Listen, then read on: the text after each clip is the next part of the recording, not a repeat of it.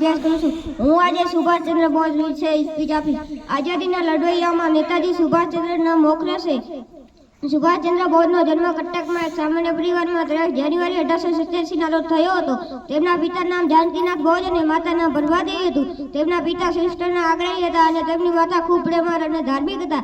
સુભાષચંદ્રને પિતા પાસેથી શિસ્ત અને માતા પાસેથી માનવ સેવાનો પાઠ શીખવા મળ્યા હતા। સુભાષચંદ્ર પર સ્વામી વિવેકાનંદની ઊંડી અસર પડી હતી। તેઓ માનવ સેવાને અદ્ભુત સેવા માનતા। સુભાષચંદ્રને અંગ્રેજોની કેટલીક બાબતો ગમતી। સુભાષબાબુ ઇંગ્લેન્ડ જઈ સારા નંબરે ICSની પરીક્ષા પાસ કરી હતી। તે ઊંચા હોદ્દાની સરકારી નોકરી મેળવીને ઘણી સારી કમાણી કરી શકે તેમ હતા। આમ છતાં તે આઝાદીની લડતમાં જોડાયા। તેઓ એક આદર્શ દેશભક્ત હતા।